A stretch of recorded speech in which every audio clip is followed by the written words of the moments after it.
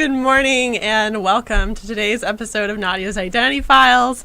I'm already seeing a plethora of characters outside on the Hollywood Boulevard. I think a guy just nosedived onto the stars with his Jansport backpack. Sorry, I just had to mention that. It's super warm out here in LA today. I think it's almost 80 degrees. Meanwhile, the East Coast is being slammed with snowstorm Stella. I'm wondering where these storms come up with their names. Who is Stella?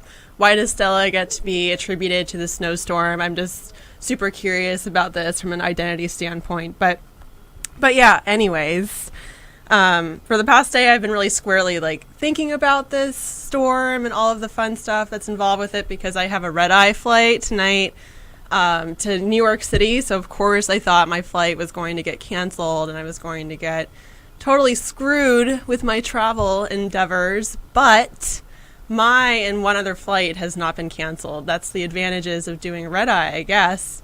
I don't know. But in any event, I think they were anticipating something like 20 inches of snow or something crazy like that, and they've only gotten 8 inches. It was going to be purportedly the biggest storm in a century, biggest storm in 100 years. That's kind of crazy. But yeah, so wish me luck. Hopefully it won't rear its ugly head again and drop down a shitload of snow. So I'm going to be completely burned out and tired sitting in the airport all night. So we'll see about that. Anyway, last week, as you may recall, I noted the importance of bringing awareness to the recent attacks to the transgender community, with particular attention to trans women of color. According to the NCAVP, the National Coalition of Anti-Violence Programs, 7 transgender women of color have been killed this year alone, which is terrible. We're only in the beginning of March. I'm very concerned about the hate crimes that we're seeing, although, as you may remember when I was discussing this last week, the 2 murders that took place in New Orleans were categorized as being random murders, even though I'm pretty sure that there was some sort of underlying hate there. They are still being investigated as far as I know.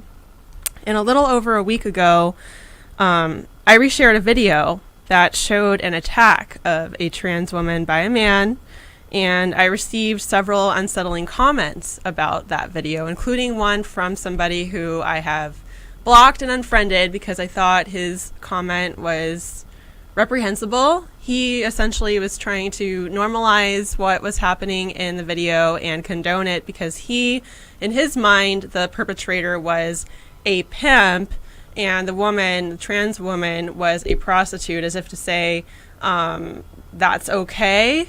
No murder, no attacks to any person, regardless of occupation, background, identity. A fly is attacking my face is okay. So I don't really understand where this is all coming from. Clearly we are in a hostile climate right now, in a hostile political climate.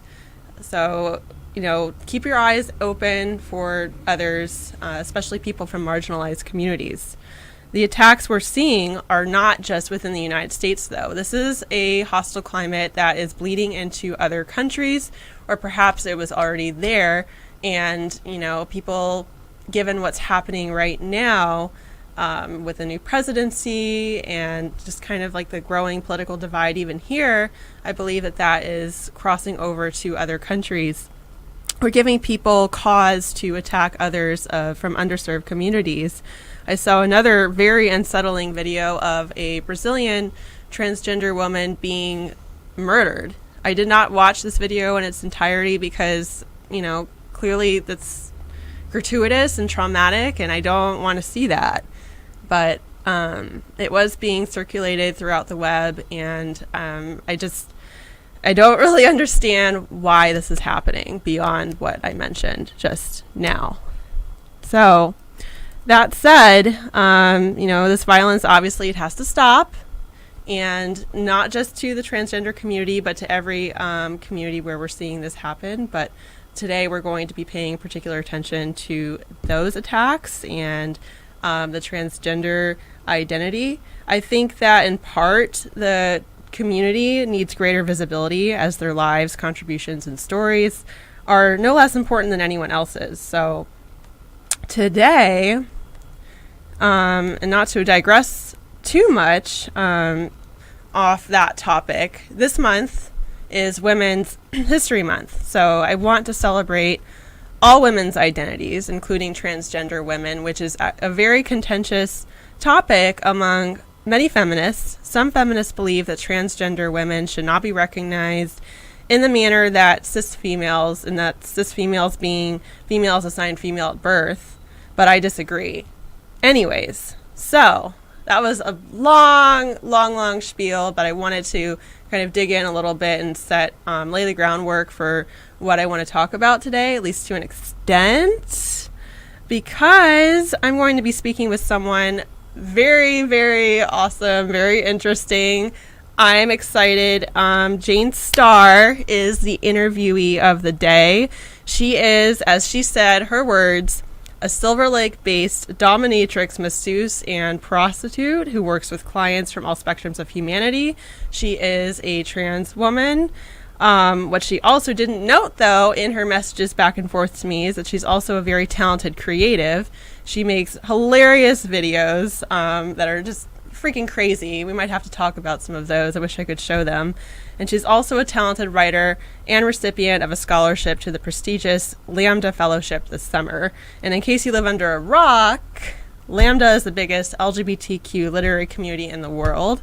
So yeah, that's fucking cool. But before I have a conversation with Jane, I have to give you my little identity news rundown, but very quickly because I obviously was in my spiel mode for a little too long.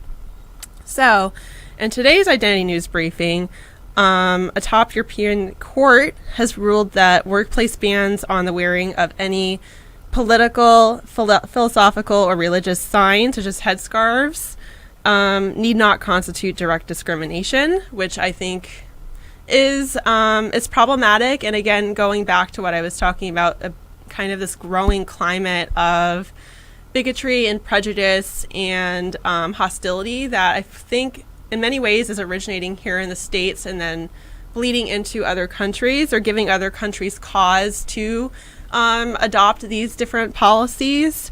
So essentially, women who want to go to work wearing their hijabs are told that they need to go home, take them off, and come back in more neutral attire.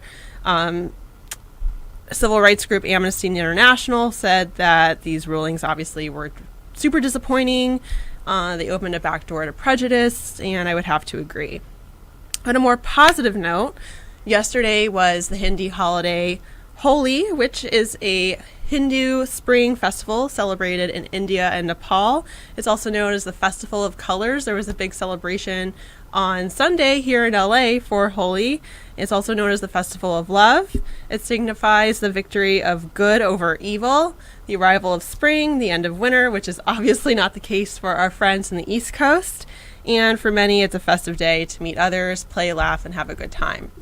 Also over the weekend, the Jewish holiday of Purim was celebrated, which, if you are familiar with the Jewish religion and the various holidays, Purim is a holiday where a lot of people dress up and kind of almost like Halloween, but much more very rarely are the costumes scary.